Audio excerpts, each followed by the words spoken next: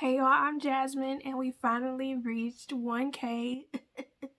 I'm so proud of myself because this is the first time we've been doing YouTube for the longest, in which I dedicated myself to growing a channel and actually reaching 1K.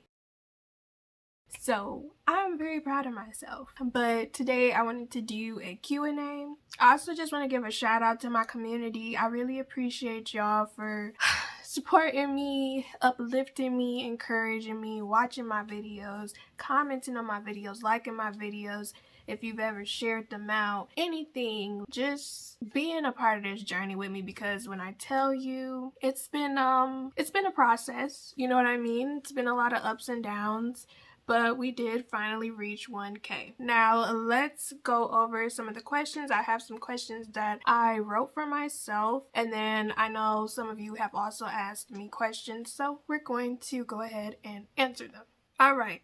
So the first question is from Robert A. Keyboards. Hey Robert, I appreciate you. You've been rocking with me for a while. Thank you so much for supporting me and for commenting on my videos.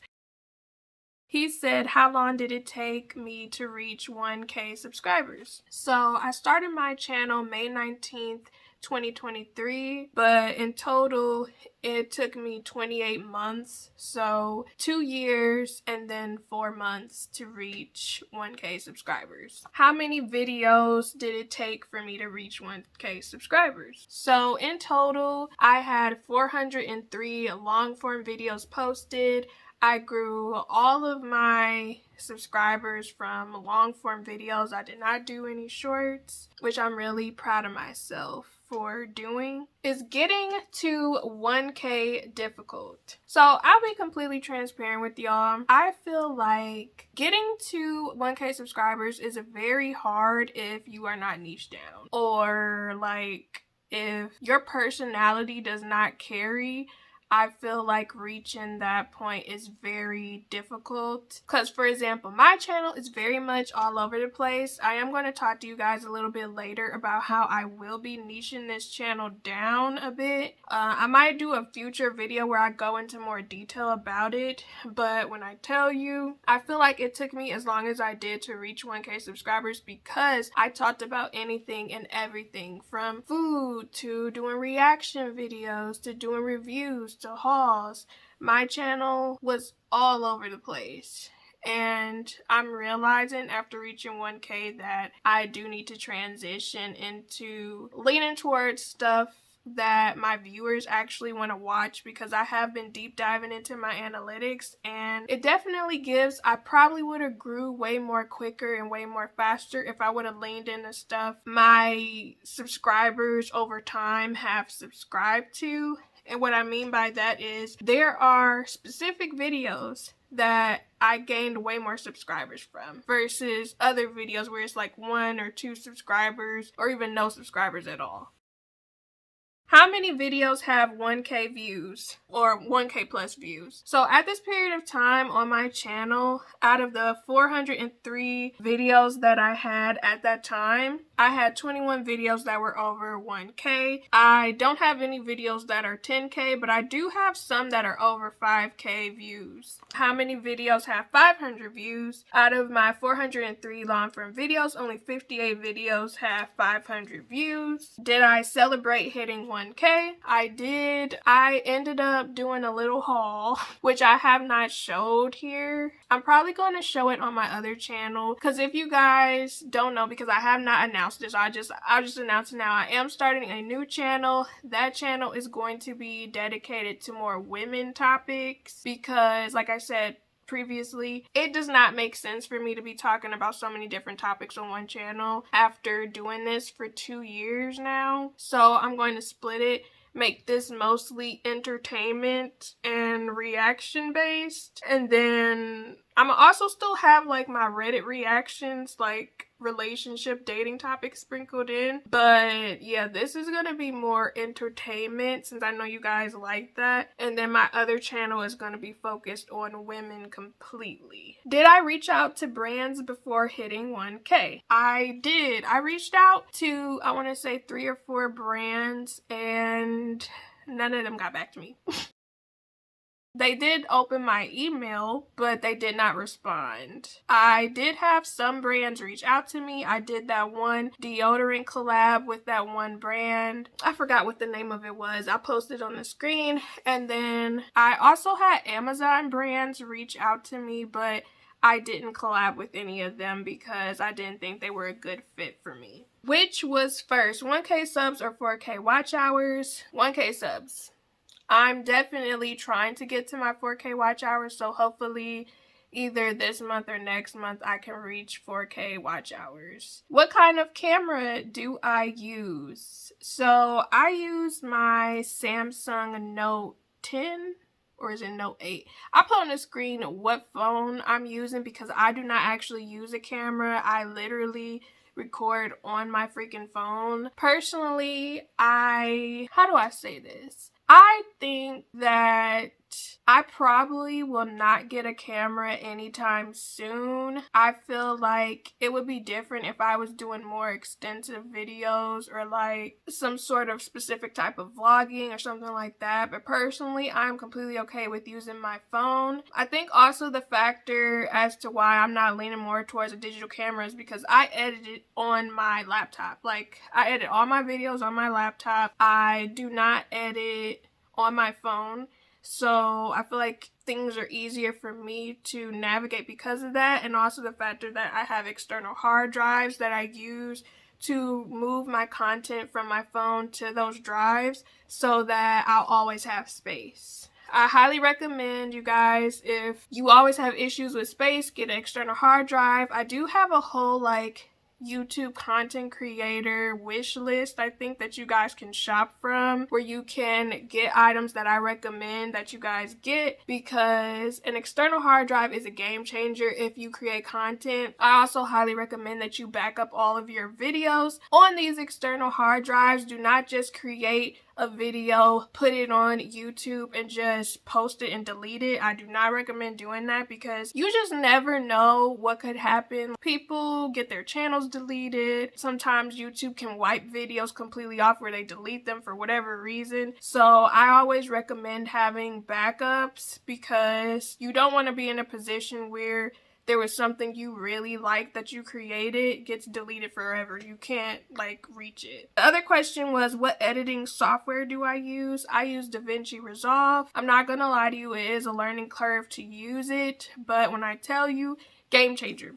Absolutely love using that editing software. It does take some time to learn, but one of the best editing softwares I've ever used, because I've used a multiple of different editing softwares over the years, but this one has been my favorite. How much money have I made with less than 1K subscribers? So even though I am not monetized via Google AdSense, I have made money in other ways, and one of the main ways in which I made money was through affiliate sales and affiliate links. A lot of times I will make videos and I'll tell you guys, hey, you know, if you guys are interested in buying it, the link will be down below in the description box, and you guys can buy it if you like. Some of you guys, or even just some people in passing that have came across my videos, have bought products from Amazon or like different other stores. So I have made money occasionally. Within having this YouTube channel,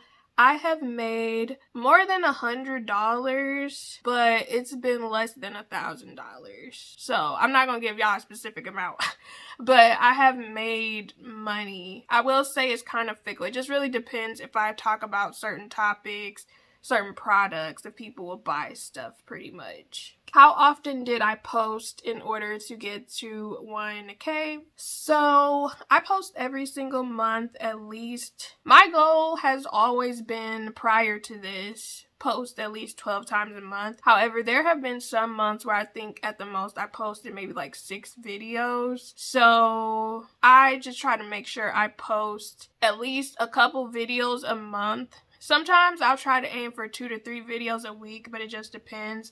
But now, with me transitioning my channel, I'ma just give y'all a heads up. I'm probably only gonna be posting 1 to 2 times a week, just to ease things within myself, and then I'll probably post other content in my memberships when I get them, because the goal for this month specifically is to get my membership. So hopefully I will get them, and I'll release a whole video about that soon. How did reaching 1K affect me? I feel like I cried a little bit, like I teared up a little bit, like I've been slaving, I've been working so hard to get this, y'all. I was very happy about it. I was so proud of myself. And I told myself I was not going to celebrate until I reached 1,004. Because, you know, people like to subscribe and subscribe. And I wasn't going to have people playing in my face. But yeah, I waited until I reached 1,004 because I felt like that would be a safe spot. However, when I reached 1,000, I was still hyped. I was really still hyped. Like, I ran, told my husband, I reached 1,000 subscribers.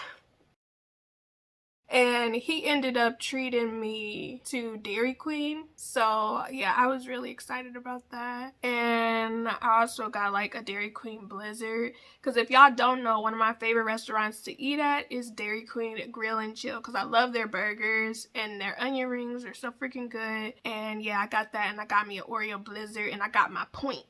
So that way I can get me some future meals.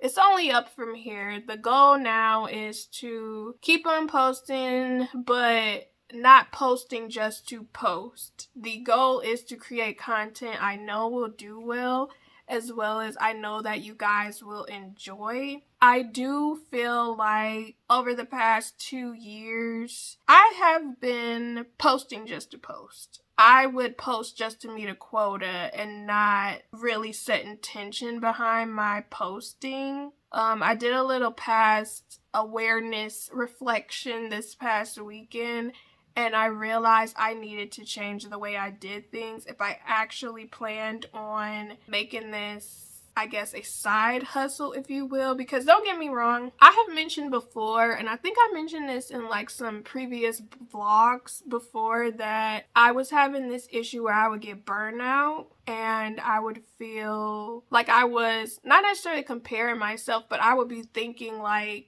I'm doing all this work, but what am I getting back? Like that's what the way I started thinking this past summer, and it specifically happened after I was attempting to do my 30 posts for 30 days in July. You know, I kept taking breaks. I started not really enjoying creating, and it was starting not to be as fun for me. And then recently I started thinking about things, and I'm like, no, I have to make some changes, because I started thinking about how I'm putting in so much time, so much effort, but the results that come back, it's not making sense. It's not adding up to me. So I started looking at my analytics. I'm like, okay, what do people actually really enjoy from me? Occasionally I'll get new subscribers and people will reach out, when are you going to do reactions again? Or, you know, I'll see the algorithm boosting past reactions. Like, that's one thing I can check. Like, I can look at my analytics and I see the YouTube algorithm is pushing my reaction videos, and I'm just, babe, just do the reactions. That way you only have to worry about posting one video, and then I'll do the, you know, the Reddit reactions or something like that. But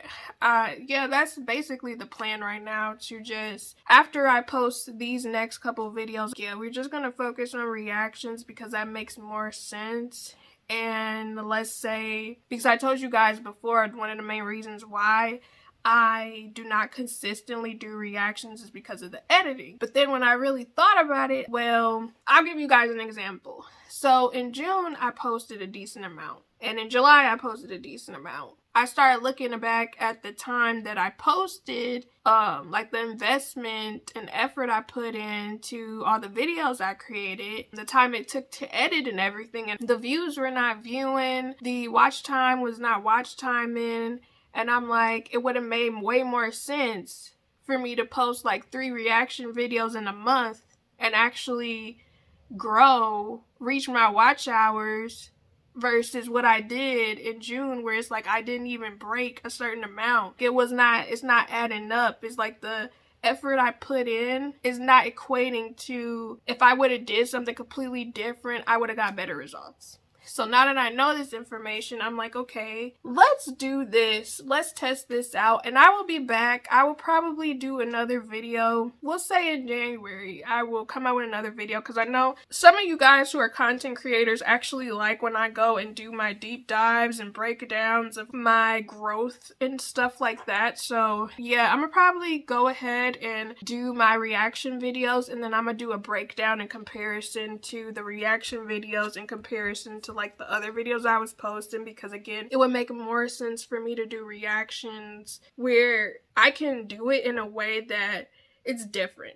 You know what I'm saying? Like, don't get me wrong, I've done content that I feel like other people don't do it the way that I do it, but my reactions are completely different, as you guys know. So I just feel like I have to do things in a way where it's like unique to me, and I know people will enjoy it and people will vibe with it. I could be creative, and I know it'll do well where people will be like, yeah, I'm tuning in every week to her. Because that's what I want. That's something that I really want for me, where I'll post every week and literally people will tune in. The only thing so far I know people will tune in is when I release my Moesha reactions starting next month in November.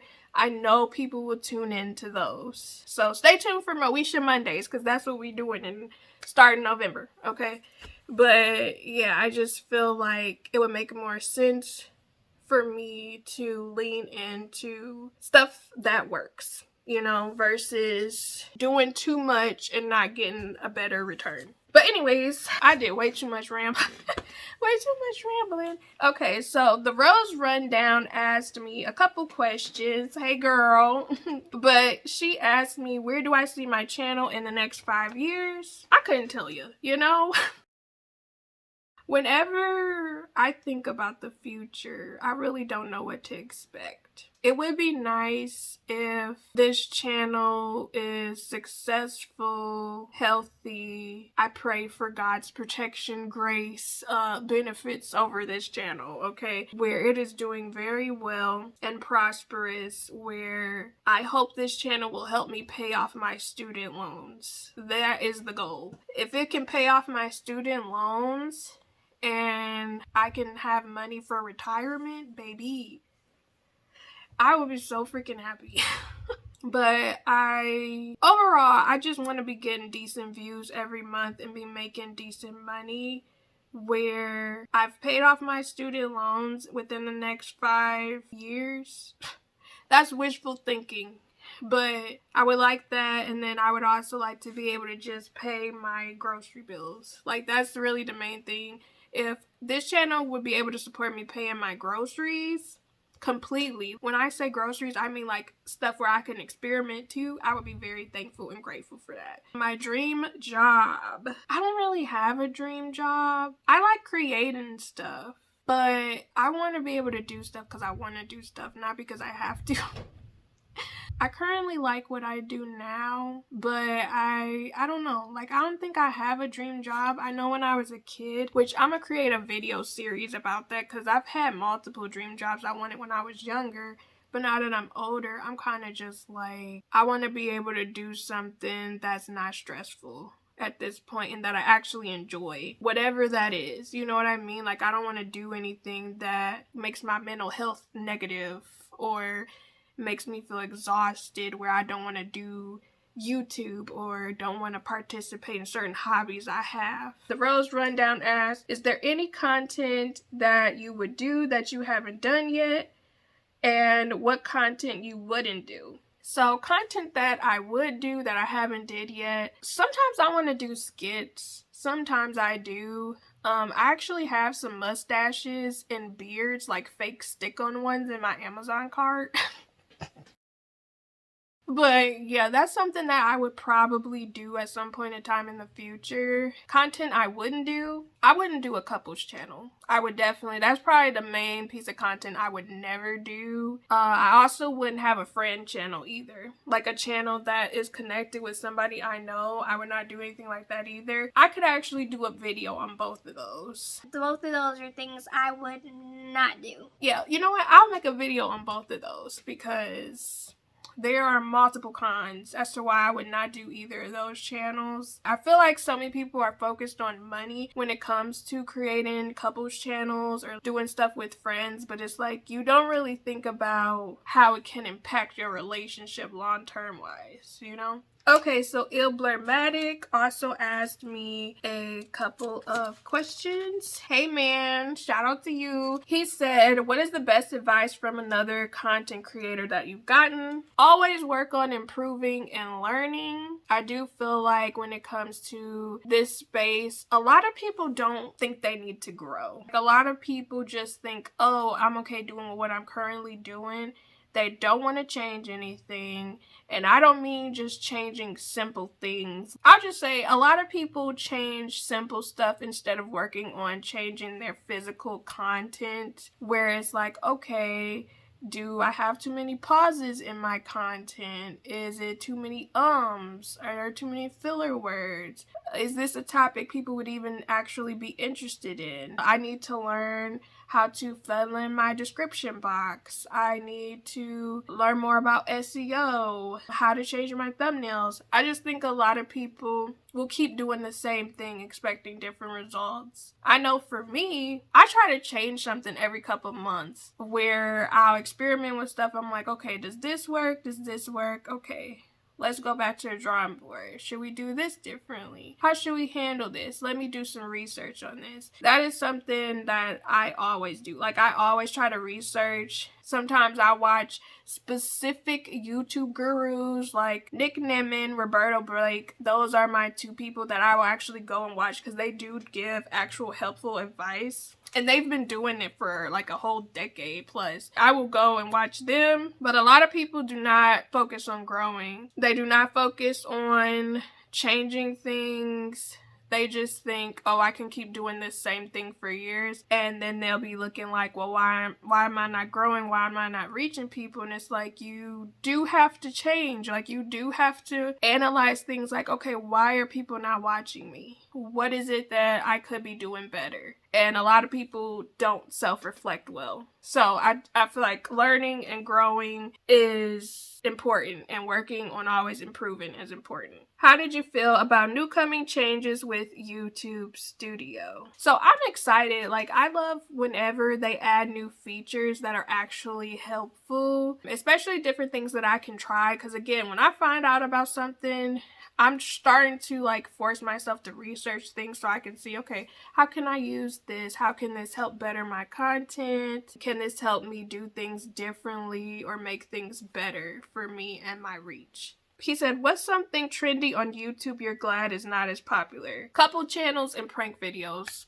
I'm sorry, but just seeing like past creators, how popular those things were with the couples channels, the prank videos, I'm glad that they fell off. I'm not glad if those people like are struggling now, but I'm glad that those are not prominent of a thing because some of them had more negative impact than positive. And the last question Ilblurmatic asked was, what is the story behind my YouTube name? To be honest, it's nothing extensive. Literally, I said, okay, we have multiple rooms in our house. I'm gonna do different stuff in different rooms in my house. So I called it Jasmine, which is my first name, Rooms.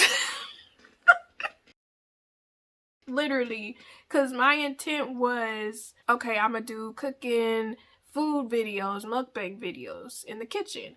Okay, in the bedroom, I'm gonna do my little chit chat talking videos, get ready with me, yapping videos. In the basement, I'm gonna do certain yappy videos, haul videos. I had a concept at one point in time where it was like, Jasmine's Rooms, you're gonna do different stuff in your house. But then I realized, am I? So I just was like, I'm gonna just leave the name because it is what it is. You know what I mean? I don't plan on changing my name actually, just because that's what many of you guys know me as. This is my thing when it comes to changing names. For me, based off of previous experience of interacting with other YouTubers, I would say you gotta be careful about changing your channel name too many times because sometimes it makes it harder for people to find you if they regularly watch you. Now, it's one thing if people don't regularly watch you too much, but I feel like you got to be careful because if you change your name, because I know I've had YouTubers that I used to watch change their name and I didn't even know who they were when they showed up on my timeline. And specifically, I didn't know who they were because the way they did their thumbnails, it wasn't branded. And what I mean by that is for example, on my channel, right? Usually when I post a video, I use yellow font and like a black outline. Or sometimes I'll do a white font and like a black outline. But normally people can tell it's me. But other people don't really brand their channels where it's like uniform where I can tell, okay, this is their video, this is their video. So I feel like you do have to be careful about changing your name too often. Specifically if like the keyword is not in there.